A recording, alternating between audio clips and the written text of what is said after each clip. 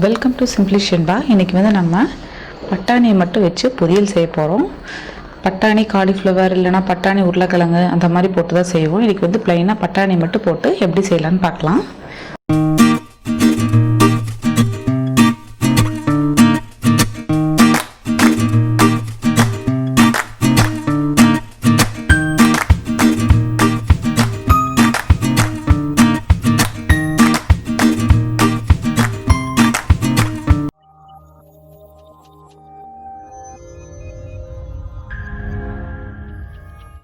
பட்டாணி கொஞ்சம் எடுத்துருக்கேன். அதில் வந்து நம்ம ஒரு கப் அளவு கொஞ்சம் தண்ணி ஊற்றிக்கலாம்.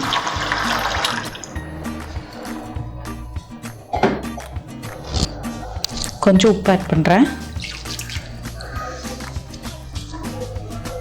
நம்ம உப்பு ஆட் பண்ணிட்டோம் இல்லையா, இனி வந்து அதை வேக வைப்போம். பச்சை பட்டாணியாக அது வந்து நம்ம பொரியல் பண்ணும்போது நல்லா டேஸ்ட் கொடுக்கும், காஞ்ச பட்டாணியை ஊற வச்சு பண்ணுறதை விட.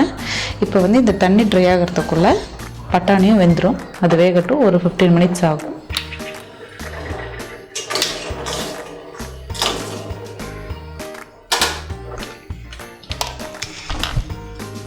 இப்போ பாருங்கள், நம்ம வந்து வேக வச்சு எடுத்தாச்சு. இனி அடுத்தது வந்து இதை நம்ம தாளிக்கிறதுக்கு தேவையான மசாலா கொஞ்சம் ரெடி பண்ணிக்கலாம். ஒரு ஜார் எடுத்திருக்கேன். ஒரு துண்டு இஞ்சியும் பூண்டும் ஆட் பண்ணிக்கலாம். ஒரே ஒரு தக்காளி எடுத்திருக்கேன், கட் பண்ணி ஆட் பண்ணிக்கலாம்.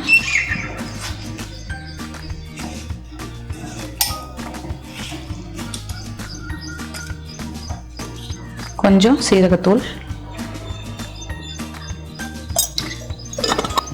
கொஞ்சமாக மஞ்சத்தூள்,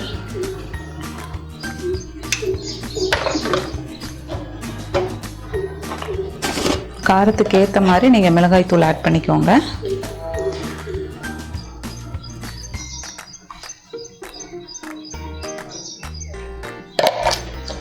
உப்பு வந்து ஆல்ரெடி நம்ம அதில் போட்டு வேக வச்சுருக்கோம், அதனால் உப்பு தேவையில்லை. இப்போ இதை மட்டும் நம்ம கொஞ்சம் அரைச்சி எடுத்துக்கலாம். நம்ம இப்போ அரைச்சி எடுத்தாச்சு. இனி அடுப்பில் ஒரு கடாய் வச்சு அதில் கொஞ்சம் எண்ணெய் ஆட் பண்ணிக்கலாம். எண்ணெய் சூடாகிடுச்சு. கொஞ்சம் சோம்பு,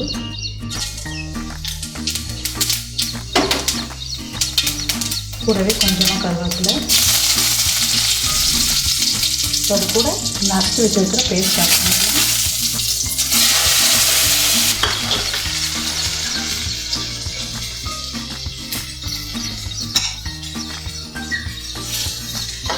வெங்காயம் நல்லா வணங்கட்டும். ஏன்னா நம்ம பச்சையாக அரைச்சி போட்டிருக்கோம் இல்லையா, அந்த பச்சை வாழையில போட்டோம். இப்போ இது நல்லா வணங்கிடுச்சு, பச்சை வாழை போயிடுச்சு. இப்போ நம்ம வேக வச்சு வச்சுருக்க பட்டாணி இது கூட ஆட் பண்ணிக்கலாம். மிக்ஸ் பண்ணி வச்சுருங்க. அந்த காரம் எல்லாம் இதில் இறங்கட்டும்.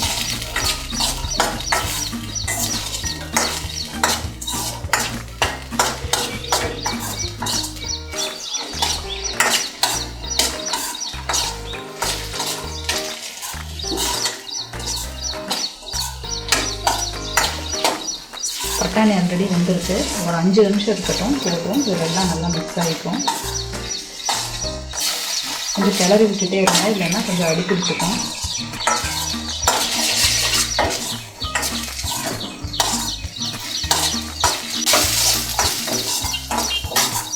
இப்போ பாருங்கள், நல்லா மிக்ஸ் ஆகிடுச்சு. இப்படி கிளறிட்டே இருந்தால் தான் அடி பிடிக்காது. இப்போ இது கூட வந்து நம்ம கொஞ்சம் தேங்காய் துருவல் ஆட் பண்ணிக்கலாம்.